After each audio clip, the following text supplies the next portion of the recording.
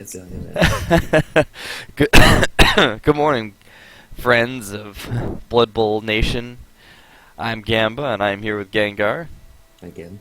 and we are here to do the last RAL playoff match: Horny Cricket versus Tilly, Lizards versus Lizards. Um, should be exciting. Before we start, I wanted to say, uh, if you guys want to watch the live Super Bowl, get with Tilly. He will be streaming it this weekend, actually. Um, I will post a link up on Reddit. And also, if you'd like to join us next season, we are taking all and any applicants, bad and good, for the REL and G-Man. Please sign up on Reddit. Please. Please sign up. Pretty please. I'll buy you an ice cream, or a soda pop, or whatever it is you like. That will be fine. Just wait until the World Cup is a little bit done. Please sign up. I can't keep buying people games so they play in my season. I'm poor.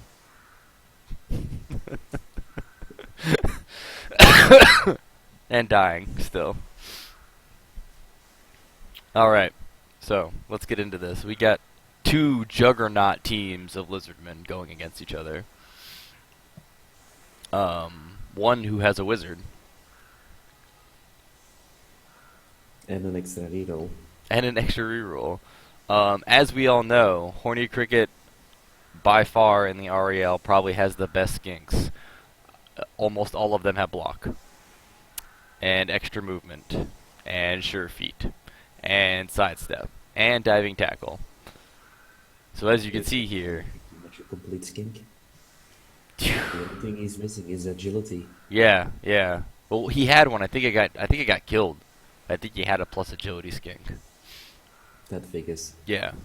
Um, and if you look at his sources, he's also got probably one of the most complete source. Every one of them has block. Some of them have break tackle. Some of them have guard and block. And I think he's even got a couple tackle on some of them. But none of them have mighty blow. Yet.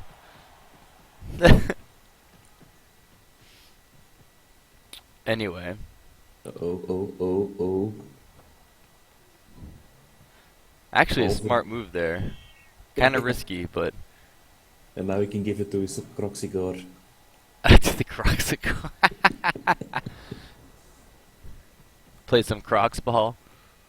Yeah, it's the best ball. It's like ogre ball, but a lot harder. uh,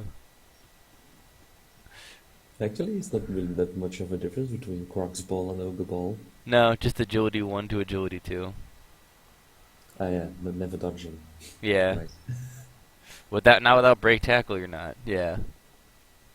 Well, he does have agility, movement 6, so we can go a little bit further. Oh yeah, yeah. You definitely can bust the move. But then again, who the hell would take break tackle on the Croxigor? A madman. A madman. I was gonna say someone I think has break. I think it's Oh shoot, I'm drawing a blank. One of the coaches in the REL does. I think it's is his name Zeech? I always butcher his name. Tzich Zenich. Zenich. Thank you. I think he has break tackle on his Croxador, and it's actually worked out for him a couple times because he can Oh, get his Crocs into a spot where he can tie up multiple agility players. it's not a bad skill per se.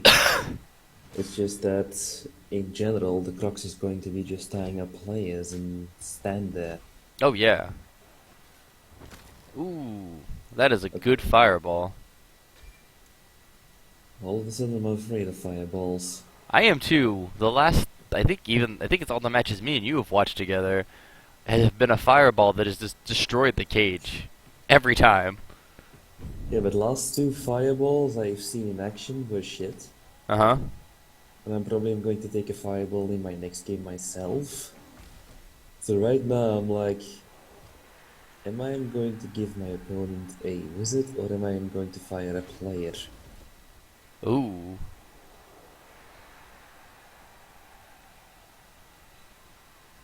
I'm starting to fear the fireball, but I don't know if I should. Well, I mean, for a Chaos team, armor value, 9 and 8. yeah. I mean, it's a pretty high roll for the fireball to take down players. Well, it's not really the takedown of players, which I'm too worried about, more about losing the ball. Just getting a ball drop. Mhm. I don't want to lose the ball at any moment, preferably.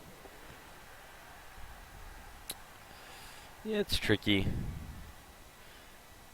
But if you're truly paying Chaos, it's just screw the ball. Murder, kill, and maim. Well, that's still plan A.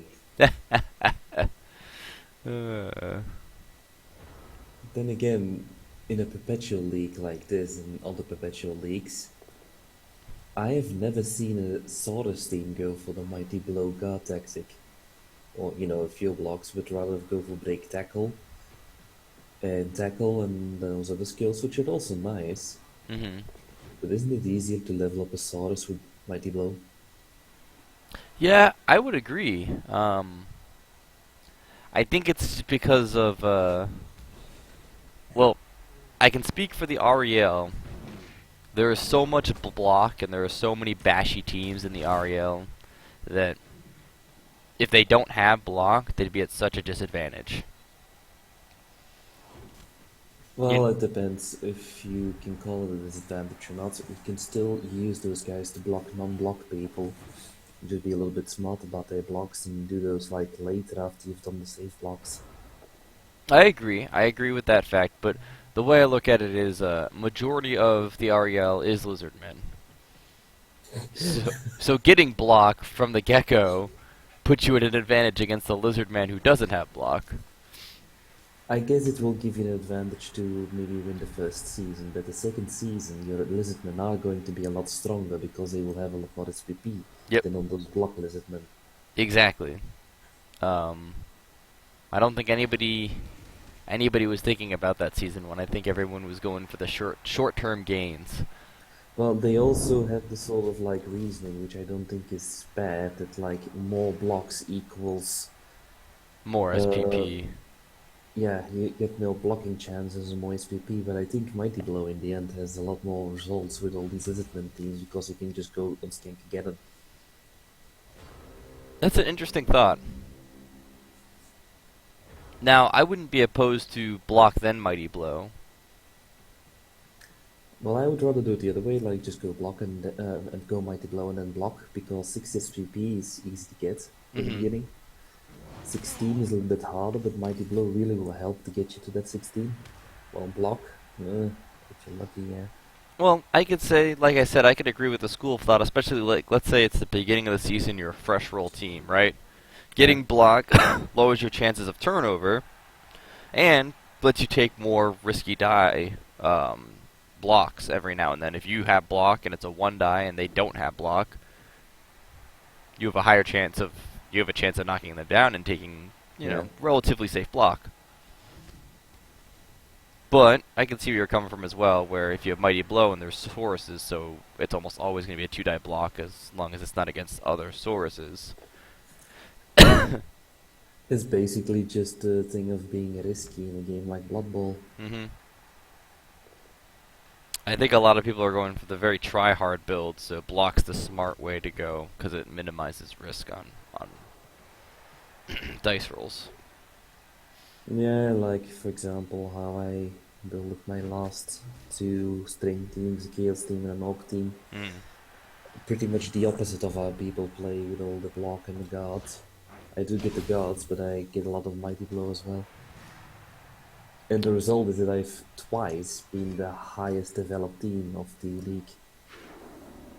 Yeah, it makes a whole lot of sense. It's also, I can see why a lot of people like to go with a dwarf team because they already have blocks, so they can easily start throwing Mighty Blow on people right from the get-go.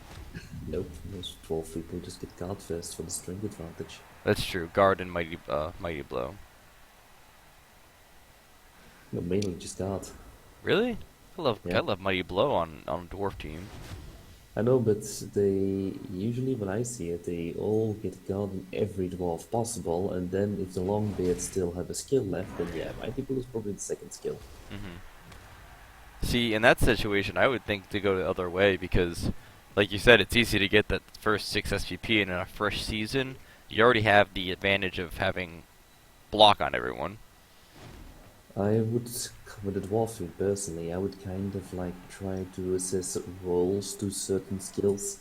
Like Blitzers will get Mighty Blow, Slayers will get Mighty Blow as a first kill up Yep, unless they yep. get it, or something like that. And then Longbeards would get guard. Longbeards would get guard or diving tackle, depending if I get double kill ups. And then they would get Mighty Blow afterwards. Longbeards are there to take punches anyway, and blitzes most usually are the guys where you blitz with to Yep. get the punching done with. And they also will generate touchdowns a lot more quicker than like Longbeards. So getting tackle and stuff like that later on your blitzes is also easier because they can get their touchdowns and stuff like that. Indeed, you heard it here, folks. That's how you coach a dwarf team.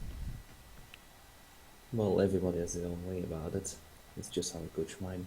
No, that's the I- only way to do it. I'm a very free person and I like to always have the thought of like weird teams. Like if you want to go play dwarves with dodge and catch, be my guest. It's actually really fun. It is.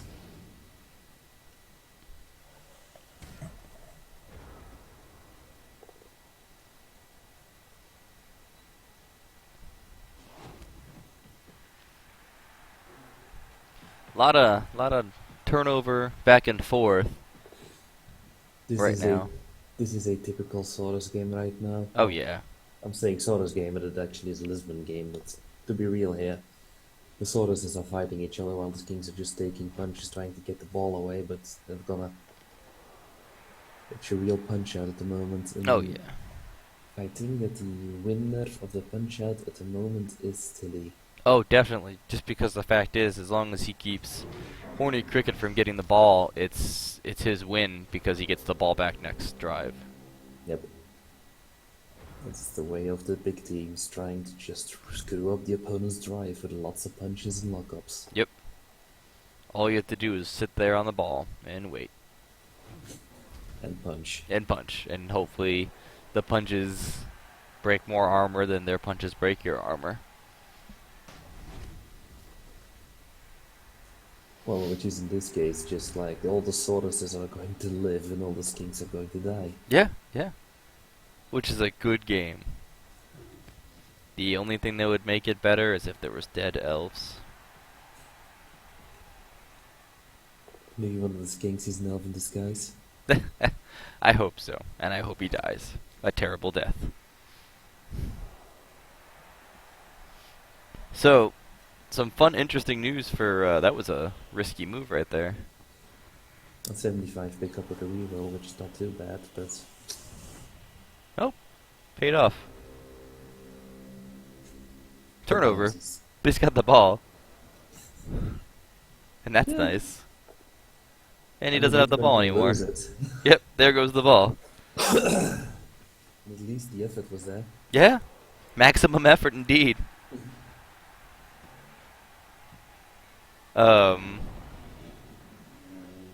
Anyway, you were saying? Yeah, interesting turn of events. So for season 2, if we do end up having 2 divisions, since the divisions are going to be larger, Bleeding Hippie, one of the contenders for playoffs every year, is may reroll and jump ship and no longer coach High Elves for a little bit. We'll go to Knowles then. Yeah. I think we're going to have an influx of Knowles teams, which is always fun. Yes. Mainly because of all the blood involved. I hope so. I hope so. That's one of the biggest things that I hope for, is that when Norse comes out, we'll have a big influx of fresh Norse teams, and then the same when we get Undead and Necro. Yeah, but with the Norse teams, it's really simple. It's either going to be like a few Norse teams are going to bloom and be amazing because Norse teams are very awesome, Mm-hmm. PvP, and other Norse teams are just going to implode. Oh yeah, it's hard to coach those glass cannons, especially against already developed teams, because you lose that edge of having everyone having block. Yeah, you can. It's really hard to do elf tactics with a team which only has agility 3. Yes, yes, it is. It's And it's it's why most of the human teams, in my opinion, are a little harder to coach. yeah. Well, it's basically the stable rule with the Norse that instead of doing a dodge, you just have to do a single die block. Yep. Yeah, and hope that That, block pays off. yeah, that's your dodge, a single die block. And your reroll is block. Then again, for creating some very interesting plays, you can, for example, create very easily a ball hawk if you give a guy frenzy and tackle. You can also make him a safe Norse player by just giving him fence. There are like a lot of Ooh. options you could do with the just block. Blodgers are also a good option. Oh, definitely. They're But very if versatile, which is a fun thing about the team. I was gonna say, if you were gonna go something with the blodging, that's kind of why I like Amazons. Well, they're basically the same as Norse. The only difference is that they don't need freaking doubles to do so. I was about to say, and they all start with dodge, and you get 4 blodgers, Yep. which is amazing. And they're relatively cheap, so you can have a decently deep bench. Yeah, the only problem with Amazons is their really low strength value. That's true. That's true, but I think besides that, they still are one of the top tier teams and can really shine and can be really dangerous. Certainly, early on, they are one of the top tier teams. Oh yeah. I don't know how it is on high TV. I don't either. I haven't really played them in high TV. I've only kind of played them in one-offs. Like early on, they're just a bitch to play against. Break tackle is just not doing a thing for him today. I've noticed it's one of the bigger problems in this game is that break tackle, which normally should be like a very high roll to succeed, just having it's not been working out for him. Yeah. He's always been getting ones. Because basically is just an elf dodge, but without real. Yeah. Oh yeah.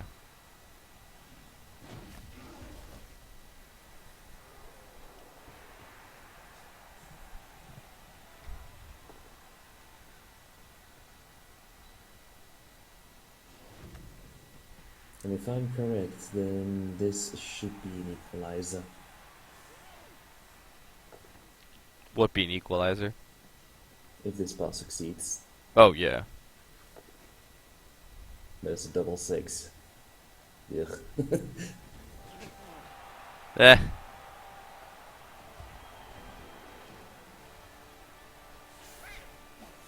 And Puck the Fairy Dragon does a touchdown.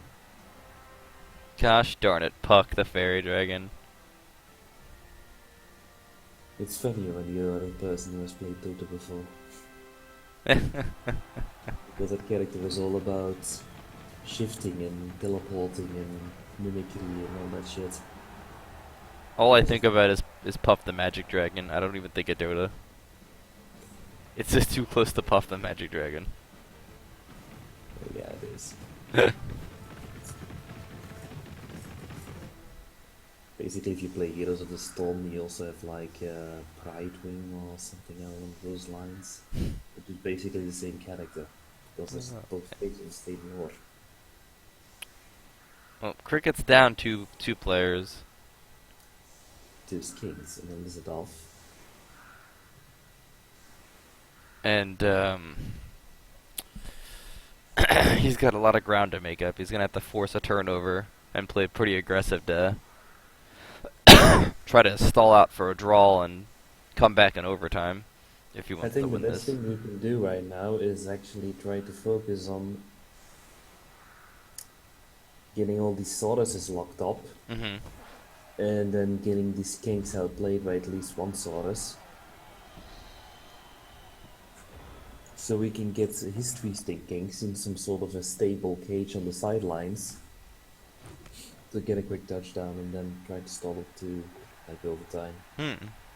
Or, steal the ball and do a quick touchdown. It's going to be hard because the other guy has more skinks. Yeah, I was gonna say the strength value is shifted.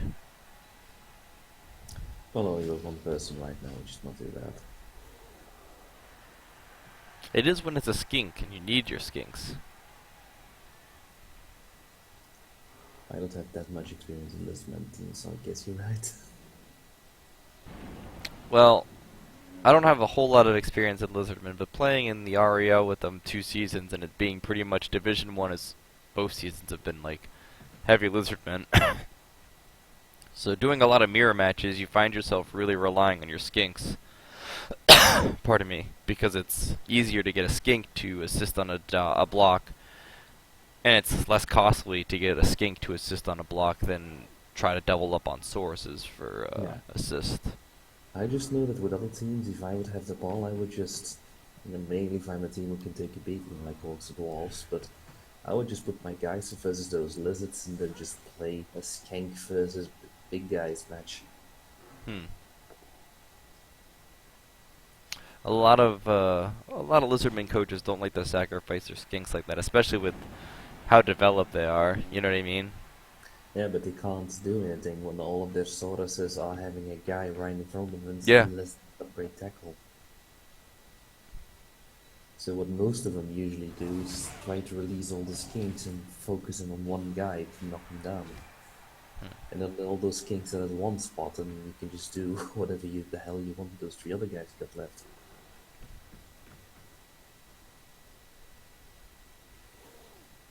And if you have one guy with tackle, then you can pretty much make him a dedicated skin killer. Oh yeah.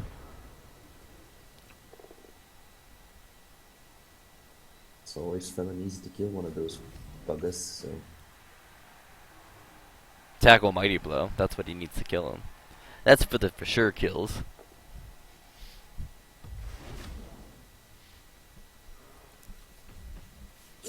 Actually, Lizardmans had a lot of love in the World Cup private leagues and open leagues, and I think in the open leagues there has been like 1 or 2 Lizardman teams which got through, Oh yeah.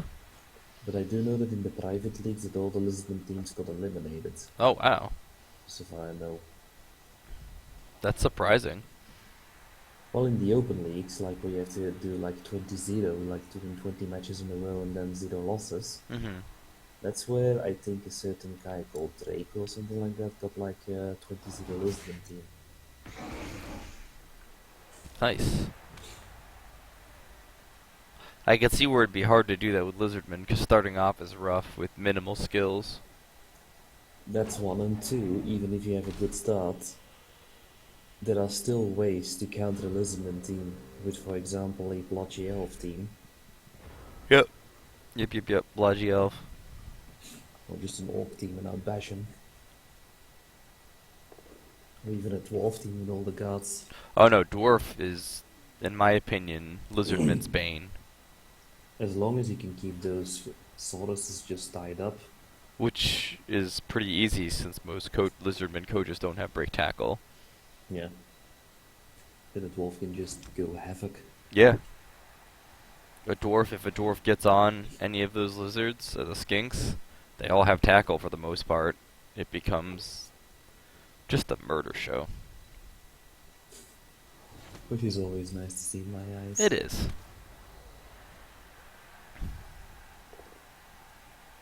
I always feel sad whenever there's like a Blood Bowl match which is like very close, 1-1 or 2-1. But like neither coaches got any SPP for Blood only because of fancy passes and other fancy plays. That is a tragedy right there in itself. Is when Blood Bowl becomes too close to football. It pretty much becomes a boring match in my eyes. Oh heck yeah, no. If there's no blood, then that's the only reason I got into Blood Bowl. I got into Blood Bowl because I saw someone playing it, and it reminded me of Mutant Football League, but turn-based. And I was like, that's amazing, and I need to play this now. I thought you were going to make like a story like I was in a games workshop once and I saw a guy flip the table. No, that's how I got into 40K. That's a different story. I was like, look at these pretty miniatures, and the guy just smashed them with a hammer, and I was like, this is the What? sport for me. Oh, you need to be careful if you smash people's miniatures. No, they were his own. Okay, then it doesn't matter. Then you can smash only once. Yeah, it was out Because of sheer rage. if that would be somebody else's miniatures, then how was the fight behind that? Oh my gosh, yeah. Well, that tabletop game has actually made me really sad since they've, in my opinion, ruined Warhammer Fantasy. They pretty much opened the floodgates, like, hey, everything's possible now. Yay. Yeah, with the Sigma, yeah, no thanks. I kind of miss, the previous rule set. But then again, they kind of did the same thing with 40K, which is also kind of what made me sad. So, Yeah, there there's, is no more. Well, there are still a few little limitations because you can say, like, hey, I want to play a limited game instead of like, hey, I want to use these new rules and be able to do everything. yeah, no, I just said, hey, I sold all my miniatures, and I'm no longer going to take part in this. GG. That's what I It's a, said. yeah, it's a very commercial move. Yeah. Yeah. And funny enough, one which actually bites them in the ass because they're not a commercial product. Yeah. Well, a lot of it, I mean, to be honest, is it's all about the fact that they went public. So, Funny enough, most of the money that they make right now is, I don't think because of the miniatures, but rather because of all the licensing they're yes. about. Oh, yes. I would probably 100% back that. With all like new video games like Vermintide. Well, it's not if do they put their license on anything. Well, the licensing is free to use now as long as you pay them. So it's basically like, hey, throw some money in my face and you can use my product. Yeah. Yeah.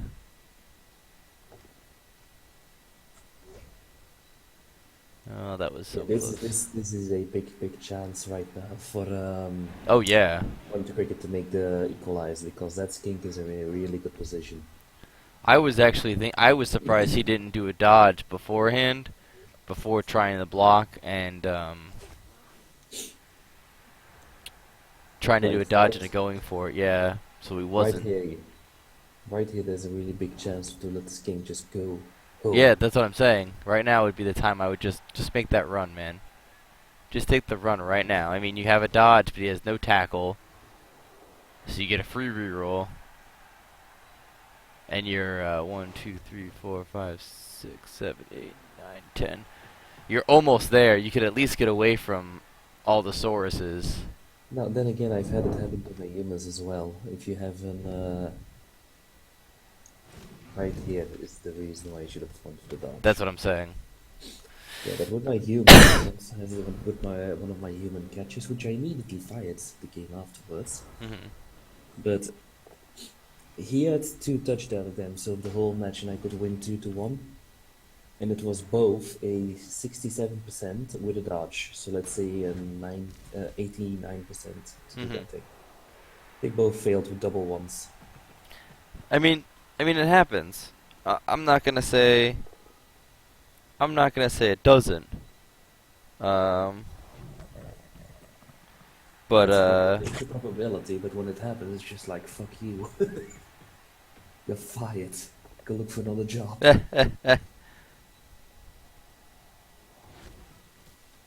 well, Which apparently, according to this game's lore, is either as a Blood Bowl coach or, a janitor. So whenever you see Bob, the janitor, tell him I said hi. damn. That's that's hurtful words right there. You make it or you break it. But I kind of agree. That's one of those things, especially in a big game, where you just can't afford to you can't afford to fail those kind of dodges. It was a really big game. That's why I'm still very sour about him. And I made sure that he's never going to see the daylight of a good job again.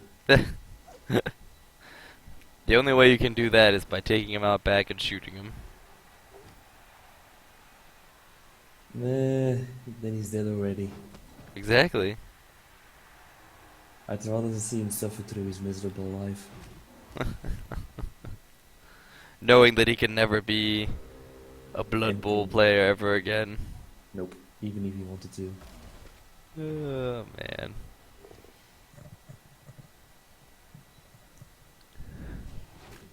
Well, that really sucks right there, man. That pretty much put the nail in the coffin. Like, He shouldn't have failed those dodges.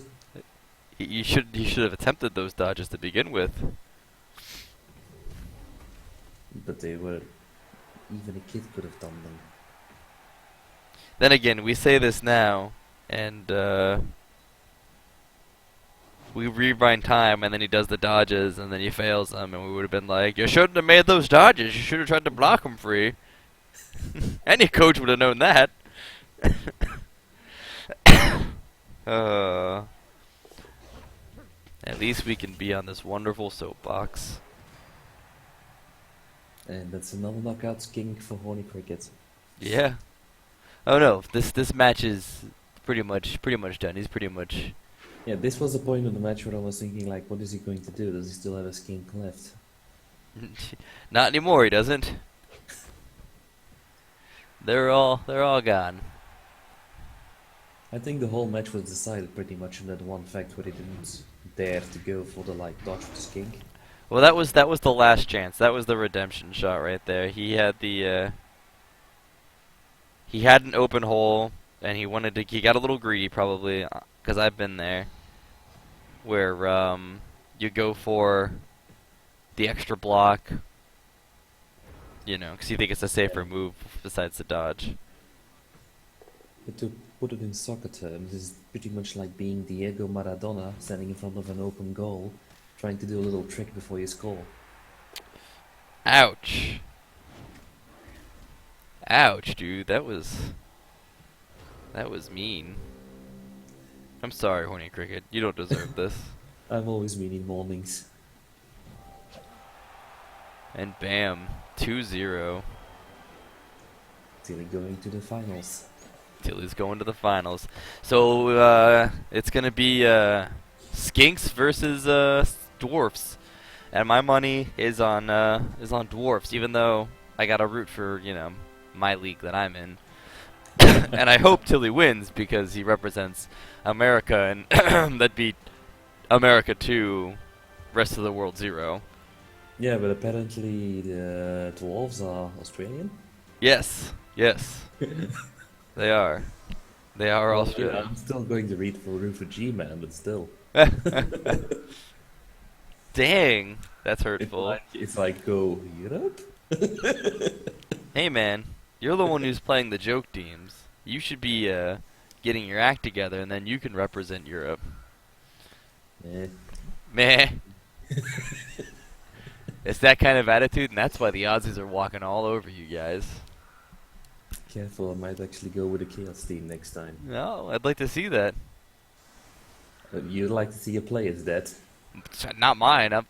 I'm starting a fresh roll team. I'll be safe in Division 2, not going to playoffs.